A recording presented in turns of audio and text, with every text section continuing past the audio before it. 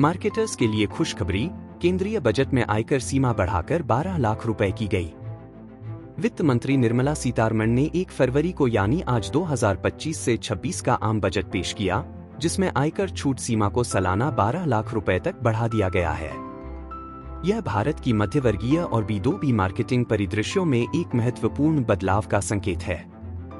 वित्त मंत्री ने टैक्स रेट स्ट्रक्चर को इस प्रकार संशोधित करने का प्रस्ताव रखा है: 0 से 4 लाख रुपए तक 0, 4 लाख रुपए से 8 लाख रुपए तक 5%, 8 लाख रुपए से 12 लाख रुपए तक 10%, 12 लाख रुपए से 16 लाख रुपए तक 15%, 16 लाख रुपए से 20 लाख रुपए तक 20%, 20 लाख रुपए से 24 लाख रुपए तक 25% और 24 लाख रुपए से ऊपर 30%।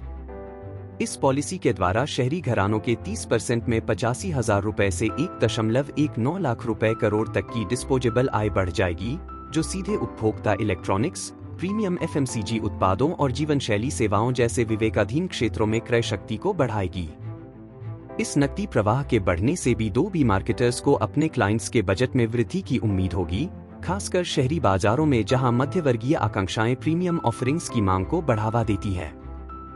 युवाओं, जेन Z बटा मिलेनियल्स के डिजिटल फर्स्ट कंजप्शन पैटर्न्स के कारण अत्यधिक व्यक्तिगत विज्ञापन, मोबाइल ऑप्टिमाइज्ड प्लेटफॉर्म्स और अभी खरीदे बाद में भुगतान करें, बाय नाउ पे एट पेमेंट भुगतान विकल्पों में निवेश तेज होने की संभावना है।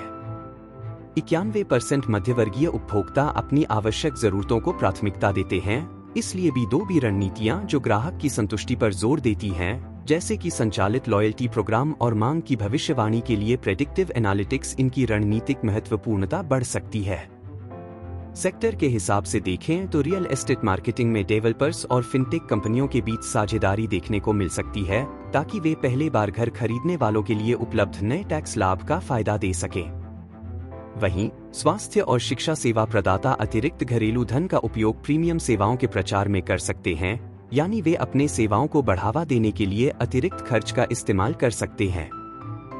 वित्त मंत्री ने कहा, इनकम स्लैब रेट्स में बदलाव और विभिन्न आय स्तरों पर रियायतों का कुल टैक्स लाभ कुछ उदाहरणों से समझाया जा सकता है। नई टैक्स व्यवस्था के तहत 12 लाख रुपए आय वाले टैक्स प्रोवाइडर्स को 80,000 रुपए का टैक्स लाभ मिलेगा, जो कि मौजूदा रेट्स के अनुसार देय टैक्स का 100% होगा। वहीं 18 लाख रुपए आय वाले व्यक्ति को 70,000 रुपए का टैक्स लाभ मिलेगा, जो कि मौजूदा रेट्स के अनुसार देय टैक्स का 30% होगा। मार्केटर्स को उपभोग के बदलते रुझानों के साथ सामंजस्य बैठाना होगा, डेटा एनालिटिक्स का उपयोग करके माइक्रो सेगमेंट्स की पहचान करनी होगी और ऐसे संदेश तैयार करने होंगे जो नए सशक्त हुए मध्यवर्गीय उपभोक्ताओं से जुड़े, जो वित्तीय विवेक और जीवन शैली में सुधार दोनों की तलाश कर रहे हैं।